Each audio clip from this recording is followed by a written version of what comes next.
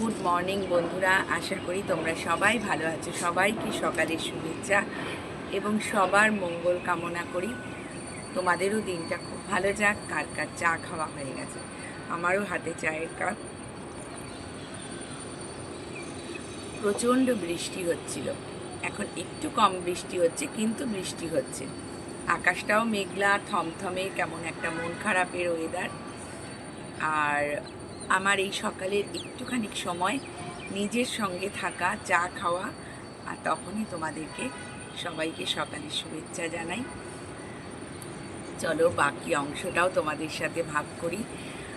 কি করছি এর পরবর্তী পর্যায়ে সবই দেখাবো। চলো, তারপরেই চলে এলাম সোজা রান্নাঘরে। জানো তো, সকালে একবার কর্তামশাইয়ের সাথে চা খাওয়ার পর ওই চাটুকু আমি নিজে নিজে নিজের মতন করে খাই। আর এই যে ব্রেকফাস্টটা, এটা এখন আমাকে খেতে হচ্ছে। ডাক্তার বলে দিয়েছে আমার কোনো রুটি বা ব্রেড এগুলো খাওয়া এখন একদমই যাবে না। কি খাবো এখন সবজির মধ্যে থেকে খুঁজে বার করতে হচ্ছে, খাবারের মধ্যে থেকে খুঁজে বার করতে হচ্ছে। তার মধ্যেও ডাক্তার কিছু জিনিস বলে দিয়েছে আর কিছু জিনিস না করে দিয়েছে। নায়ের তালিকাটা এত বড় না, কি বলবো জানো তো, সব আমার প্রিয় প্রিয় জিনিসগুলো বাদ হয়ে গেছে।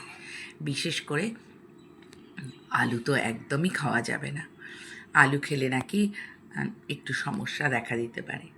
এছাড়াও আরও অনেক জিনিস জানো, কিন্তু তবুও কি করা যাবে, শরীরের কথা ভেবে একটু তো মানিয়েই নিতে হয় বলো।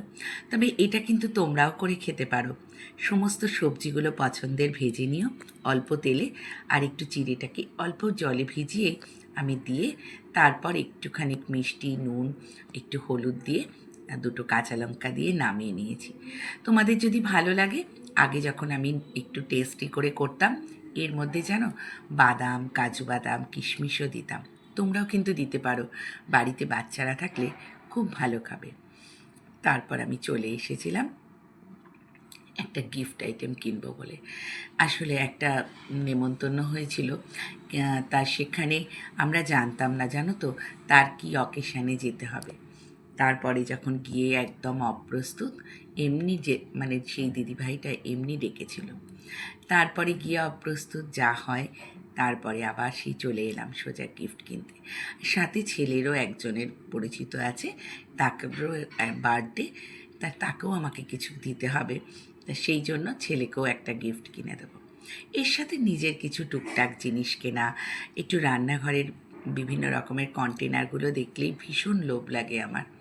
আর এই শপটা আমার খুব পছন্দের, মার্কেট 99। এখান থেকে না আমি প্রচুর জিনিস কিনেছি জানো।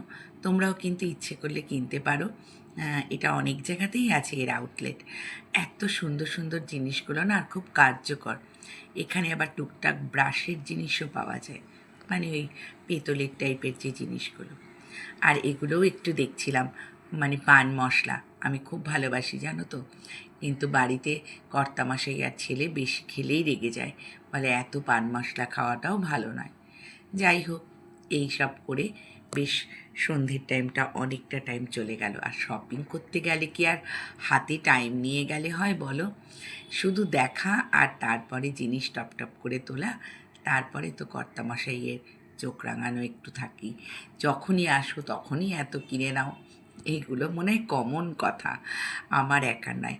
এই কন্টেনারগুলো জানো তো ভীষণ ভালো, হয়তো অনলাইনেও পাওয়া যায়, তবে আমি এখান থেকে অনেকগুলো কন্টেনার কিনেছি।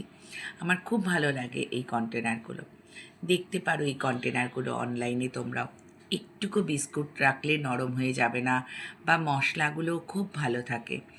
এত সুন্দর না, টিফিন দিলেও অনেক সময় কোনো তেল জাতীয় জিনিস হয়তো পড়ে যায়, ব্যাগে বাচ্চাদের বই টই থাকে, কিন্তু একটুকু পড়বে না।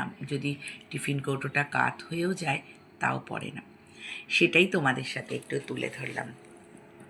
তোমরা আমার মতন এরকম রান্নাঘরের কন্টেনার বা জিনিস কিনতে কে কে ভালোবাসো, অবশ্যই একটু জানিও তো কমেন্টস করে।